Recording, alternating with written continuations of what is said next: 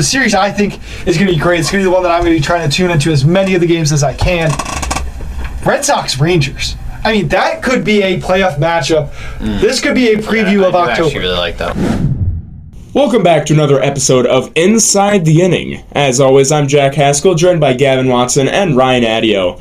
Gentlemen, how we doing? It's opening day, so I'm feeling electric right now. You know, Yankees kick off here in about 10 minutes locally, so baseball is back. It's been a long winter, a sad winter if you're a Yankees fan, so excited to get back out there and you know, restart Mission 28. Restart Mission 28 is crazy, I won't lie, but...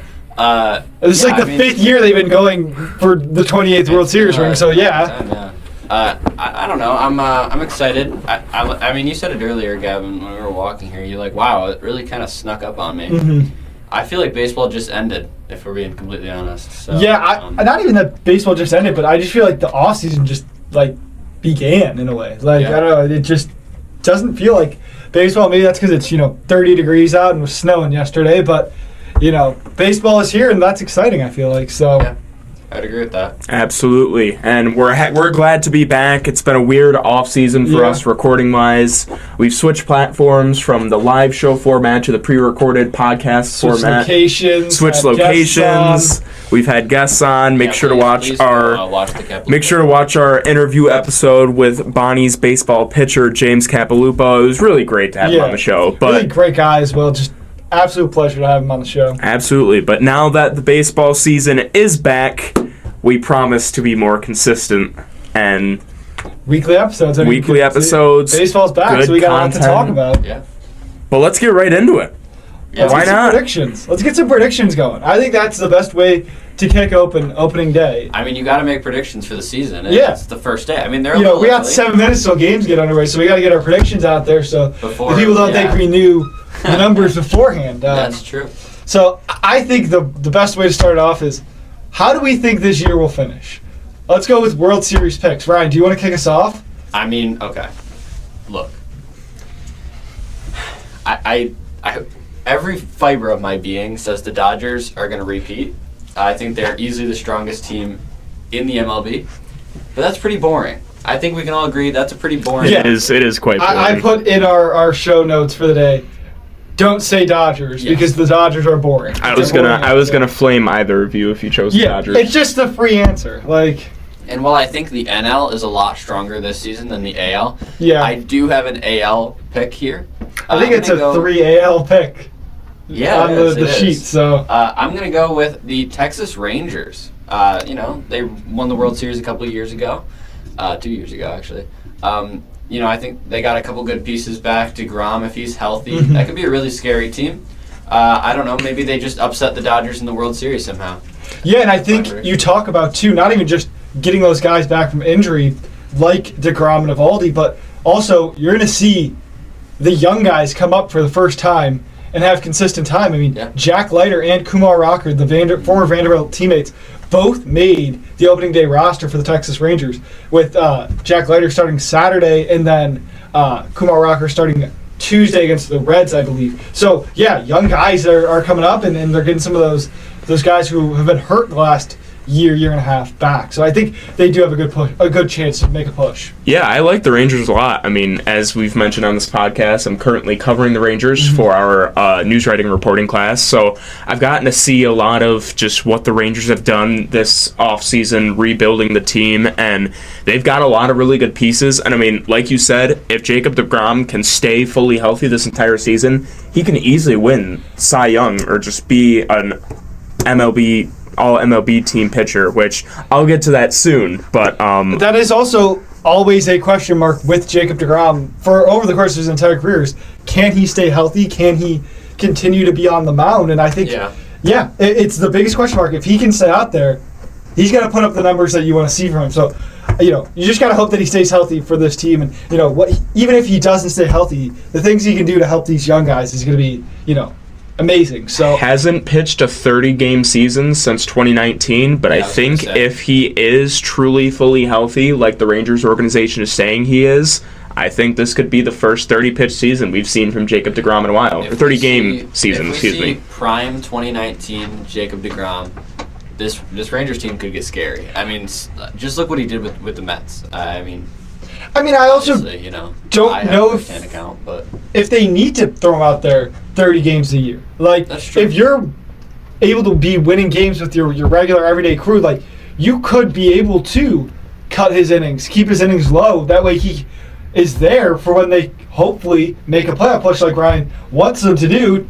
so that his prediction's right. So I do think there's a chance they could probably put an innings limit on him. 2 Tommy Johns, again, we talked about it before on the show, that the numbers of guys who have had 2 Tommy Johns and what their numbers look like after the fact have not been great over the course of the years. So I'm interested to see. This is a big year for it.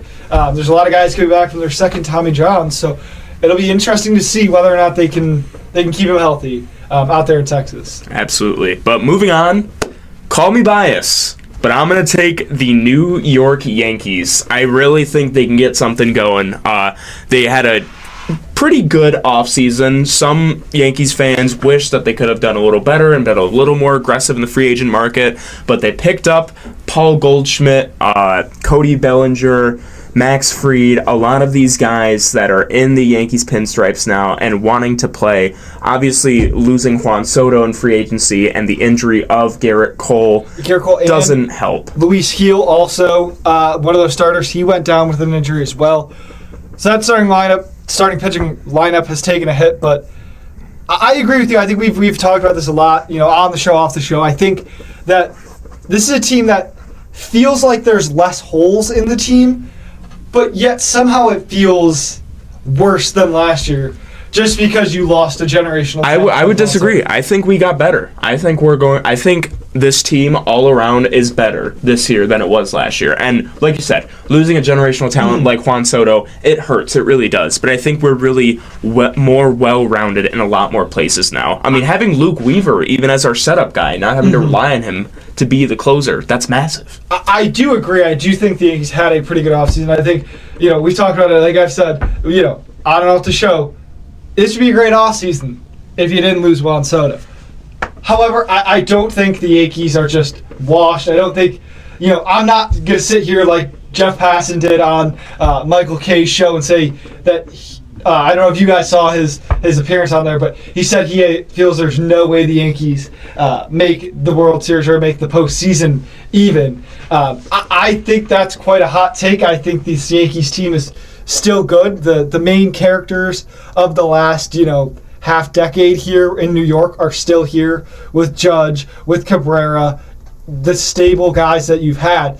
And a lot of the other guys who have been here for years that they moved away from or moved on from, in the way of I'm blanking on his name now, the catcher, Trevino, Soto, those are big losses, but I think there are guys that can step up for them and give the Yankees a good chance to push into a deep playoff run and even in a World Series appearance again. I hate to be that guy, but it's the only Mets fan. Here we go. Non-Yankees fan in the room. No. I would actually agree with You know what? Your Mets. Mets, Ryan, they may have Juan Soto now, but we have Ben Bryce. Freshly changed his number from 92 to 22. It's no longer the number of Juan Soto. It's the number of Ben Bryce. We don't need Juan Soto anyways. Juan Soto didn't hit 3 home runs in a single game last year. Ben Bryce did. So, can I ask why you think they don't have a chance? I don't know. I just think the roster got worse. I think that their playoff push was kind of, I don't want to say lucky, but they had really good circumstances that came about. Who did the Yankees play on their way to the Dodgers? I think they started with the Royals. Yep. Okay. They went to Cleveland. Oh, and then they the went Guardians. To LA. Ooh, that's a tough one. Okay, Cleveland was weekly in the power rankings was top 5 almost every week. Cleveland had the first closer to get Cy Young votes since like 2002, and he got absolutely shelled. Yeah, because the Yankees have a good offense, Ryan. I'm not saying they don't. You know what? It was. I'm pretty. Call us biased. This is even more biasy. How about Soto's homer? How about that? That was even off the closer. That's off. One of their other great relievers. I just think every team that the Yankees played in the playoffs was. This guy's just projecting on us because Clay Holmes is one of his starters. That's just not true. I mean, Cole Reagan's And oh my gosh, I'm blanking on names today for some reason. And the Royals, they had two pitchers who received Cy Young votes last year. So I can't sit here and have you be like, oh yeah, they played a terrible team. Well, the Royals had the guy who came second in MVP voting, right? Like that's an impressive team to beat still, even though, they either swept them or got close to sweeping them. But it's still an impressive win, and it's still winning in the playoffs, which is not been something New York has done. It's winning in the playoffs. I don't know. There was something about.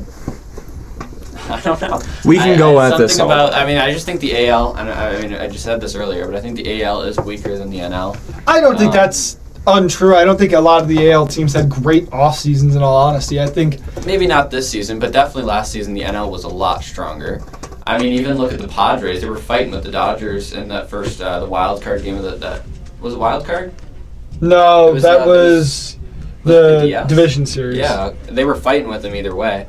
I don't know. I maybe I'm wrong. I just think that the Yankees suffer from really weak conference syndrome. I'm going to make this my transition point into my prediction for the World Series. I agree with that. I do think the AL East is a wide open, as it's been in a few years. Mm-hmm. The Orioles, they're running back much of the same team. They lost Anthony Santander, they lost Tyler O'Neill, but didn't really make a ton of... Oh, and Corbin Burns. How can I even forget Corbin Burns? And they didn't really make a lot of moves to, change that talent and bring new guys in. The Yankees, we talked about already, they lost Soto, they lost Garrett Cole, they lost Lucille. Those are three guys who were huge for them over the course of last season. However, they did add Bellinger, they did add Goldschmidt, they did add Fried, and Loizica should be healthy and back at some point this year. With that being said, my prediction for World Series champion is out of the AL East. It's not Baltimore, and it's not New York. I'm going with the Boston Red Sox. That's got to be illegal. I think they made some really great moves. How do you say that as a Yankees fan?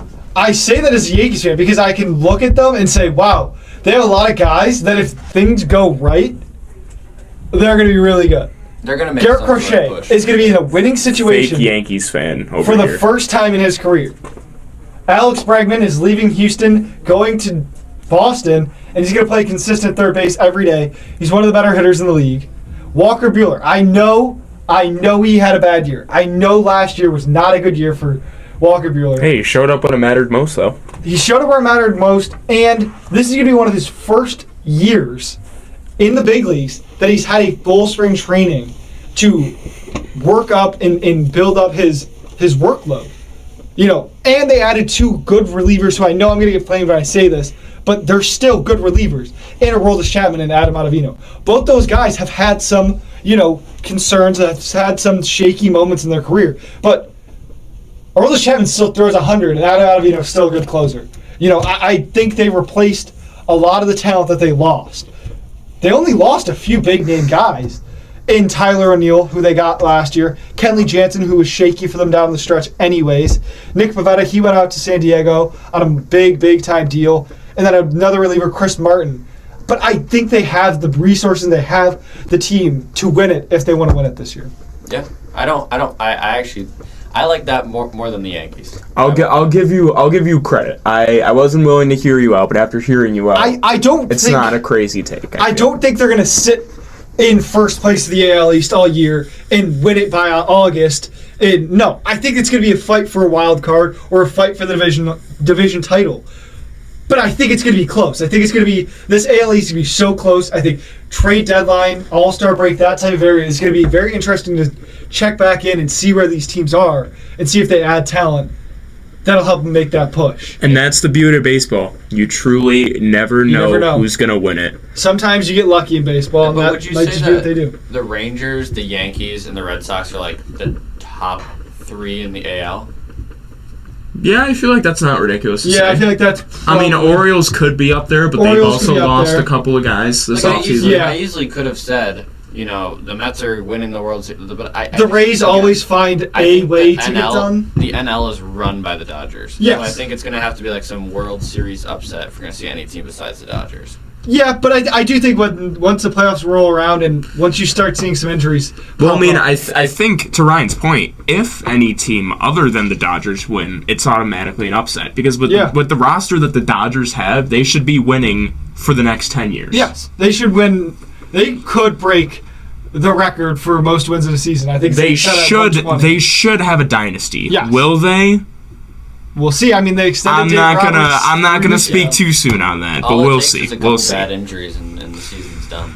But anyways, let's look at MVP and Cy Young predictions. This is where it gets quite interesting. Ryan, you want to start us out? Oh, I'm gonna start. Okay. Well, I mean, I can start off too if you want. No, I'll start. I mean, MVP.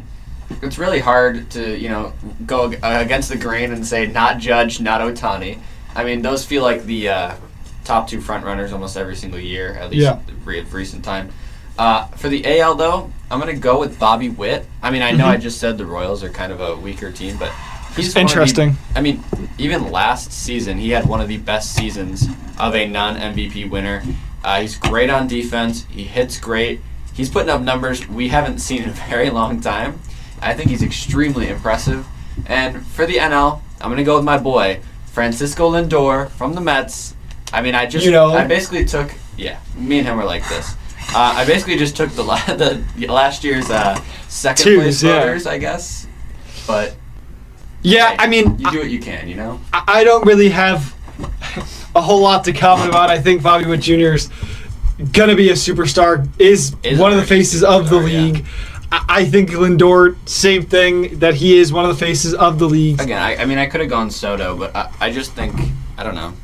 I think there's a good chance now with Judge not having Soto as a safety blanket that he could take a step back. I'm not saying he's going to, but there is always that chance that, they're not as scared of Cody Bellinger as they were of Juan Soto. So I do think Bobby Witt Jr. could have a great year. And Lindor, for the same reason that Judge hit really well last year, could have a great year as well with Juan Soto in the lineup as well. They don't want to walk two guys in a row. They're not going to do that. So they got to pick their poison, and I think they're probably going to attack Francisco Lindor instead of Juan Soto. At the end of the day, I think that could very well be the circumstances. The top of that Mets lineup is really stacked, I just want to say. I mean, you throw in even Nimmo, you could throw in Alonso in there. I guess Marte. That lineup is that's pretty stacked. I mean, that's scary for any pitcher that's going against it. Yeah. For me, I'm gonna switch up for both sides, AL and NL. I'm not gonna go the stereotypical guys, Judge or Ohtani. For me, and this is a sleeper pick. This could be a year from now we're doing an episode talking about this, and I have to make an apology, but I think Vlad Guerrero Jr. could have a breakout season this year. That's gonna age like milk. The deadline. Vlad Guerrero Jr. He's a free agent at the end of the year. He wants to play well. He wants to have a big year. That's true. He wants to cash in on a big payday, and nothing would help him more than winning the MVP and putting up great numbers. I mean, even last season, it was probably a down year in comparison of his career. Yeah, he finished 6th in the MVP. He had 30 homers, batting average over 300, 103 RBIs. He currently sits 91st in barrel percentage and 97th in hard hit percentage. He slugged better than 66% of the league. So I don't think it's a wild thing to say Vlad Guerrero Jr. could have a great year in an MVP type level year. Yeah.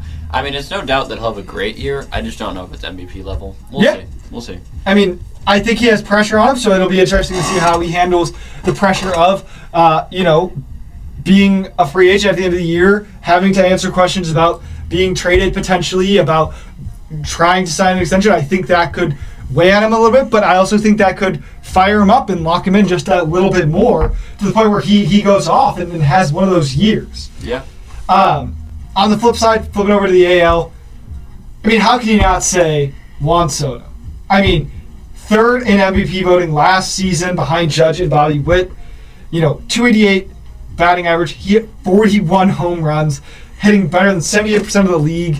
And he did it in not a small sample size. He played 157 of the 162 games last year and still was able to put up 41 homers and a 988 OPS. I think you add that to a Mets team that's hungry and looking to rebound after a great year with, a lot of Mets fans weren't necessarily, correct me if I'm wrong, Ryan, but weren't expecting to get to one round before the playoff or before the World Series. It was like a miracle season because no one had high expectations. Yeah, the expectations were so low. And so now Soto, for the same reason as Vlad, he's coming off a great year with the Yankees. He's coming off of an offseason where he signed the biggest contract in baseball history. There's a lot of pressure on the guy. He's going to have to perform. And if not, he's going to start to hear it, I think, out there in Queens. So I really think Juan Soto will have a great year. Match him up with that top of the Mets lineup, and he's going to put up some MVP numbers. And even if he doesn't have a great year this year, he's got 14 more after that. So hopefully one of them ends up being good. For me, I'm going to go with a younger guy out of the AL. Give me Gunnar Henderson. Entering year 4, he's getting better every single year. 630 at-bats last season, which is just insane to me. Hitting 281 on the season, 37 home runs. He's got elite defense, and I think it's only going to get better as he gets more comfortable in the outfield. In the infield, I should say, excuse me. Yeah. Struggled a little bit in the postseason, but I think this is the season where Gunnar Henderson takes a step up. And again, this is his first season in spring training, I believe, being that he's expected to be in Baltimore for the season. I think, years prior, if he got spring training invites or he got called up to the big league spring training, it was always with the expectation that he was probably going to get sent back down immediately after spring training ended. So I do think a full year of Gunnar Henderson getting a full spring training and really able to relax and settle into who he is as a player, I think that's a good pick. And for the NL, as much as I don't want to say it, there's really no other option. Shohei Ohtani. There's no other option.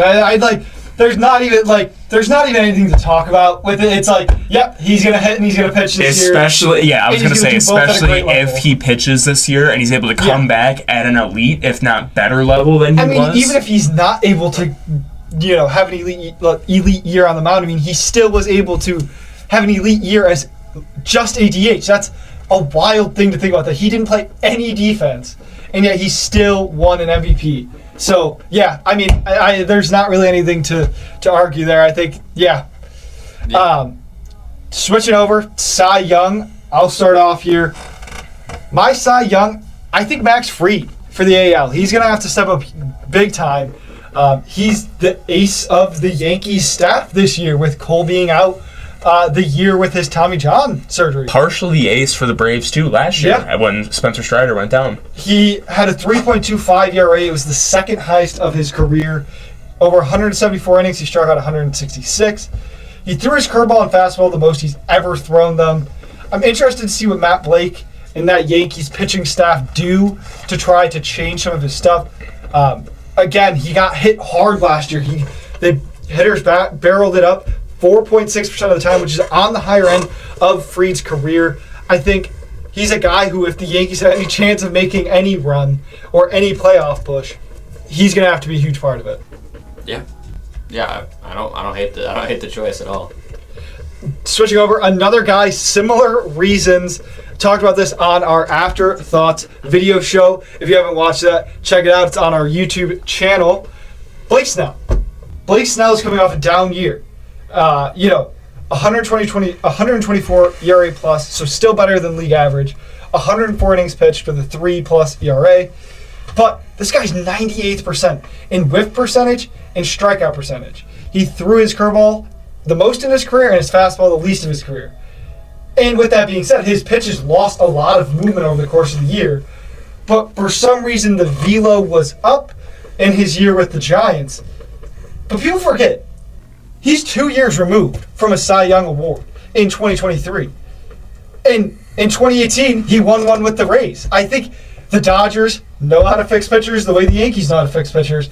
And I'm interested to see what they do to try to get him to have good years again. And I think they likely will be able to figure it out because they're the Los Angeles Dodgers and they have all the resources in the world. I don't know if I agree with that one, but I'll take your word for it for now.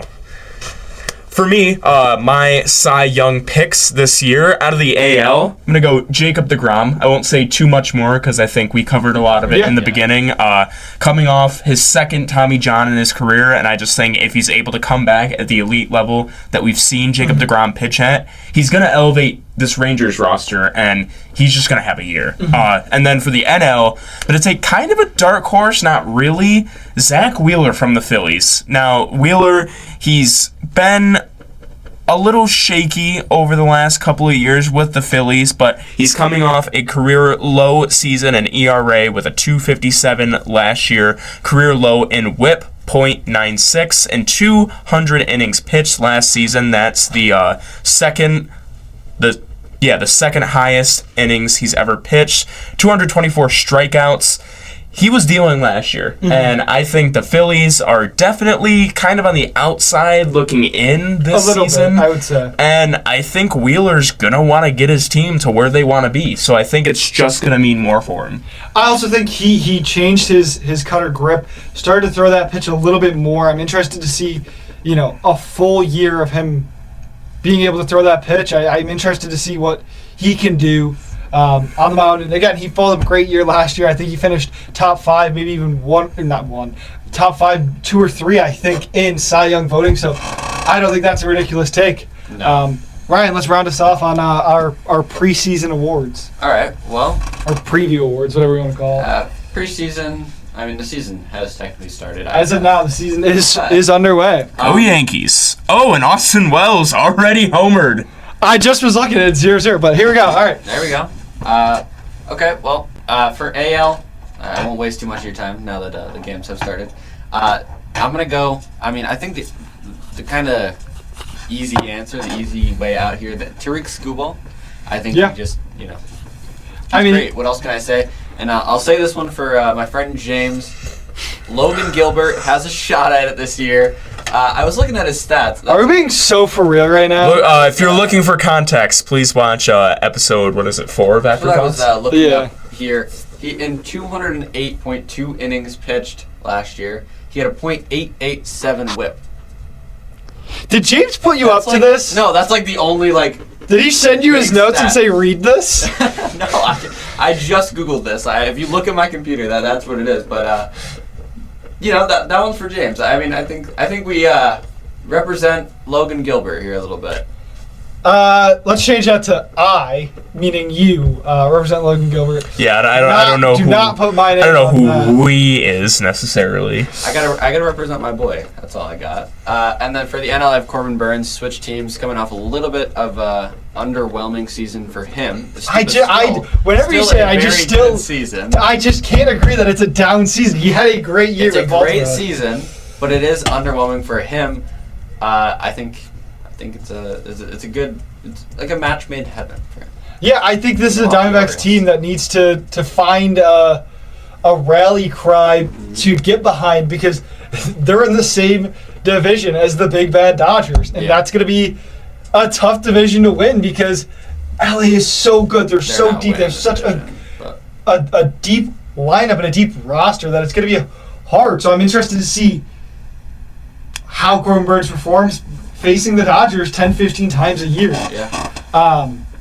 And I think to round up our episode here, we're going to chat about what series this weekend, first series of the year for most teams.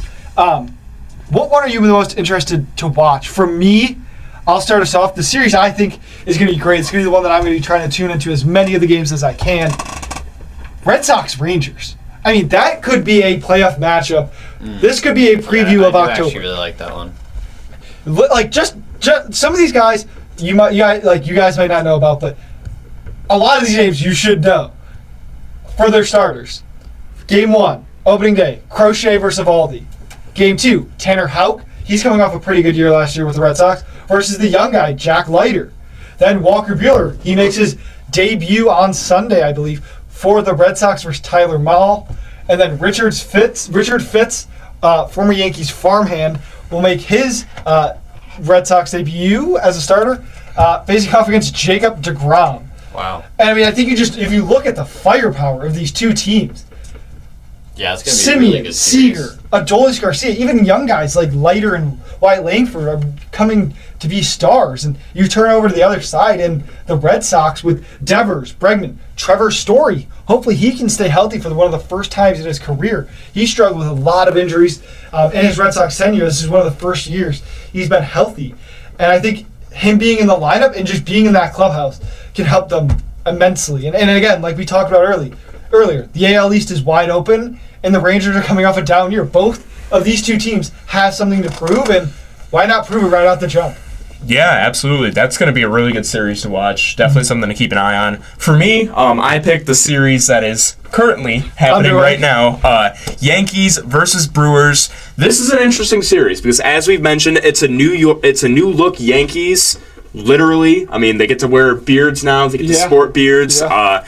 Team-wise, the Yankees look really different from last season. Carlos Rodon on the bump for the Yankees. Opening day kind of a like make or break season for Rodon, because I feel like it's not ridiculous to say that if he has a bad year this year, could be his last year in the Yankee pinstripes. Yeah, I just don't know if the Yankees are going to be willing to eat that much money, but he will definitely lose the fan base. More than he already has. I know he's lost talking to a lot of my friends who are Yankees fans, he's lost a lot of them already. I'm interested to see how Rodon can bounce back. And then for the Brewers, I mean, not too many changes, but a lot of guys like Rhys Hoskins, Jackson Chourio, Christian Yelich, they're looking to have better years than they had last year. And the Brewers are definitely going to be a team to watch. But I think this series is the first time we get to look at the Yankees, who, I'm going to say it, are World Series contenders. I don't want this to come back and bite me in the ass, but I know Ryan I think disagrees, they're contenders. I just don't think that they're top contenders. I also think, though, Brewers, that's a good matchup, good series. Brewers, they're returning some guys who were hurt a large part of last year. You talked about Christian Yelich, also adding back Garrett Mitchell. He was their first-round pick in 2020. He was out most of the year with, I believe, either a wrist or a rib injury. So I'm interested to see how new look Nestor in the blue and gold and the blonde bleached hair for Nestor. I don't know if you guys saw that making its way around Twitter. He's got a beard now too. Yeah, I mean he could add the beard with us too, but you know. But yeah, I think that's a great series to watch. I'll be watching Yankees baseball all day, every day until October. So yeah, I'll be watching that one too. Ryan, round us out here. All right, I've got a little bit of a hot take here, guys. Oh boy. I'm going Mariners A's. All right, you know where the door is. Get out. No, I'm just kidding with out you. the door. There's a lot of things I would much rather do than watch Mariners A's. Same. I think the UFLs this weekend. I watch that. Ryan Adio, known UFL fan. I think actually, there's some like women's lacrosse games here at Bonaventure that I would go to. Go Bodies! Hey, our women's team's good. We're not bad. We are not bad. Hey, I'm just saying there are other things that I would rather do. All right, but I'm actually going to go with the Mets Astros. I know it's no surprise, a little bit of a favorited pick here. We gotta fit in the Mets minutes somehow. A little bit. Yeah. I know it's an opening day preview, but we gotta fit in the Mets minute. I'm excited to see Clay Holmes. I know you guys are excited to see Clay Holmes. I'm excited to see Juan Soto. I'm not excited to see Clay Holmes for the same reasons that you're excited to see Clay Holmes. Yeah, for what it's worth, I actually am interested in watching that game. I don't know what time. I think that's a 4 o'clock game. I cannot believe he's our opening day. I'm interested in seeing that game because I want to see how he does on the mound. I'm excited to see him crash and burn as a starting pitcher. I'm very interested. He added a new kick change over the offseason, added some pitches, has a true 4 or 5 pitch mix. So, yeah, I'm interested to see that series. I think he's that's either going to be way above expectations or he's going to absolutely blow it. And I also think, for what it's worth, this is a brand new looking Astros team. They lost Kyle Tucker. They lost Alex Bregman. Those were 2 of the biggest names in that lineup. Jose Altuve's in left field now. Yeah. I mean, this is a brand new look for this Astros team. So it's a tough test out of the gate against a new look Mets team that got a lot better when the Astros took probably a step back. Jose Altuve in left field is also really intriguing. And there have been some clips, and they have not looked great of of Jose Altuve out there in left field. What does he do if the ball just goes straight over his head? Like nothing. No, there was times he mistracked though a few times, and that's the position is catching fly balls. So Yeah. if he's can't figure that out, that's going to be a long year out there in Houston. And it's he's going towards the track, and it's over his head. He can't reach the top of the wall. Anyway, Juan Soto, I think that's also interesting. I know you guys have the same feeling about that. Yeah. You want to talk Whatever. about good off season versus bad off season? The Mets are definitely in that good off season category. Yeah. Astros definitely in the opposite there. Yeah. Framber Valdez is coming off a little bit of a I wouldn't say bad season, but worse season than he's used to. The Astros are coming off a worse season than they're used to. They're either going to come out of the gate and look like the classic Astros team we're used to seeing, or we could see a down season for them. And starting with this bad series, Mets could take at least 2 of these games for sure. Yeah. And then I would love to give an honorable mention before anything else. Yeah. I want we to can talk do honorable about mention and Pirates then talk Marlins some a little news. bit. All right, Pirates Marlins. That is going to be a terrible game. I wouldn't want Not any the of you to watch series. it. Not the series. The series is bad. But Game 1, that's a great game. yes, this first game, Skeens versus Alcantara. I mean, that's power pitcher versus That's a power pitcher. really good pitching matchup. I'm just saying. If That's you the like only pitching- reason I would watch it. If you like pitching, I have the game for you. You Yeah. need to tune in to Pirates Marlins. That's It going to might be a 0-0 game, like 12 innings. Yeah, I mean, well, well, not it'll be a not 12 0-0 innings because game for Alcantara's like going out 5 after innings. 5. How about But that? Yeah, 5 innings, and then it'll be like a 30-30 game. switch over to finish up our show. Just a couple headlines throughout this week. It was released. The data was released for the ABS system, and teams won 52.2% of challenges they made. An average of 4.1 challenges were made per game. Rob Manfred's still looking into whether or not he wants to implement this for the 2026 season. But for me, I enjoyed watching it throughout the season. You know, I've seen it in the minor league parks. I think it'll be interesting to see if they try to push and make this something that they keep in the game, or whether or not the players and the owners agree and say, we like the normal umpiring. I'm a fan of it. I mean, I've been very vocal about my support for the NBA Coaches Challenge and how much better it's made the experience and the game. And if you're able to kind of correct the official for making a wrong call, then why shouldn't you be able to, you know? Yeah, I agree. I like it as well. I think too, like, I don't like the earpiece, the ump just gets told the call. I don't like that. I think that's going to make hitting a lot harder to do. I think hitters don't realize that how pinpoint these pitchers can hit. So I like the 3 challenges. I think that's going to, if they implement it, I hope they implement it that way. So other heartwarming stories from around the league to finish this up here is a reliever for the Nationals, Brad Lord, made the Major League roster after having to work at Home Depot in the offseason to make ends meet. And on the flip side, the Angels have a guy who hadn't even played Major League Baseball or minor league baseball. He was drafted in the 2nd round of last season and is now on the opening day roster for the Los Angeles Angels. Shame he's got to play for the Angels. It is. In the words of one Kevin Garnett, anything is possible. Yeah. I mean, his name is, what is his name? Ryan Johnson. He was drafted last year. He did not play at all in the minor leagues. So this is a little bit of a big test for him, just right out the gate. Here you go. You're in the big leagues. Do you think he Figure it gets out. shelled first time out? No, because I don't. He is on a major league deal at league minimum, so it is cheaper for the Angels.